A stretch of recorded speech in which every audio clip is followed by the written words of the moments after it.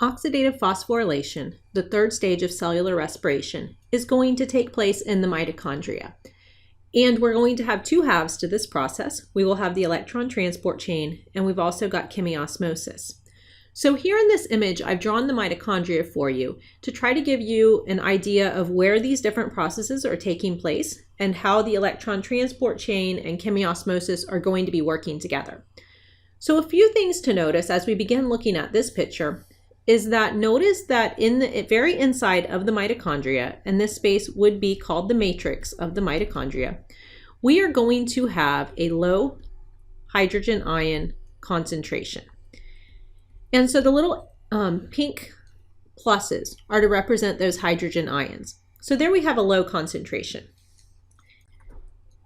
In the other space of our mitochondria, the intermembrane space, we're going to have a high hydrogen concentration.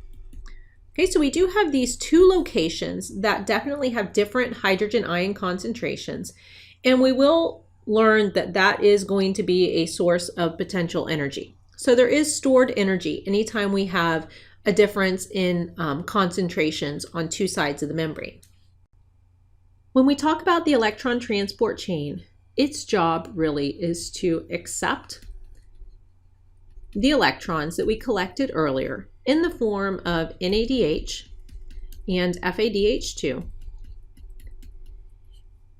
and release the energy from them. And so when we do this, we are going to take those electrons from a state where they have a lot of potential energy to a state where they ultimately don't have very much potential energy at all. And so we're going to do this with a series of electron carriers which are embedded in the inner membrane, and that is the little blue structures that we see here.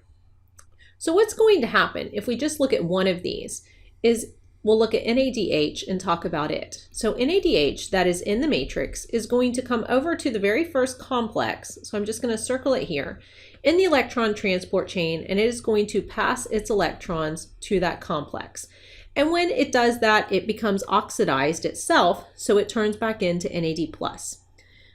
Now, when that happens, if we were to draw an energy diagram here, we take the electrons from NADH, which is up here, and we pass them to an electron carrier, which is a little lower on this energy diagram.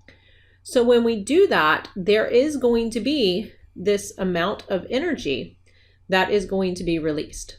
Okay, so energy is going to come out of the process. So if we look at that, energy is released, and we're going to use that energy to take a hydrogen that happens to be in the matrix, and we're going to move it across the membrane. And when we move it across the membrane, we will be transporting it actively to the intermembrane space. So the electron transport chain, as I've drawn in red, is going to actively move hydrogen ions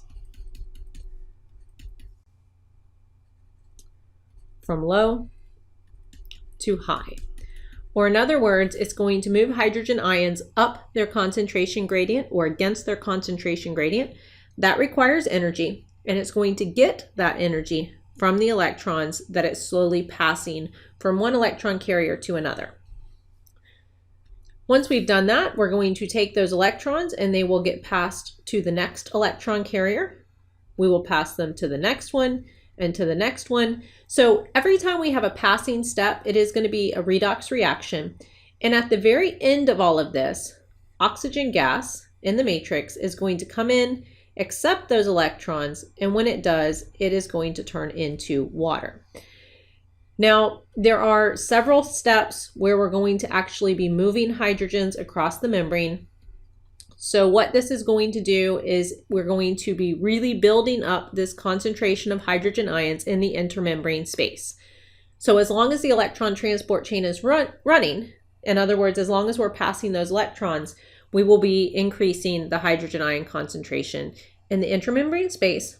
And along the same lines, we will be lowering the hydrogen ion concentration in the matrix. Now this is important for the second stage, which is shown in green. So chemiosmosis is going to be utilizing that hydrogen ion concentration. So if we look at one of these ATP synthase enzymes that's shown in green and also embedded in the inner membrane of the mitochondria, that enzyme is going to allow these hydrogen ions, which really want to move down their concentration gradient.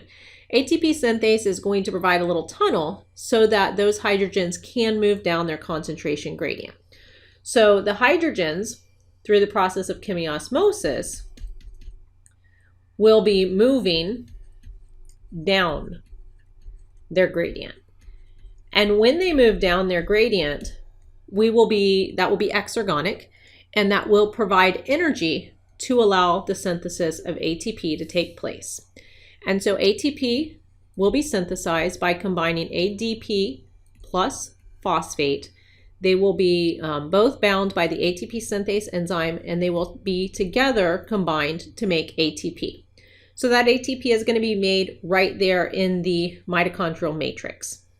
Okay, so just to sum it up, oxidative phosphorylation, it does have two parts to it. We have the electron transport chain. That part is meant to extract or slowly release the energy from the electrons that we've been collecting. As we release that energy, we are going to use that energy to generate a hydrogen ion gradient.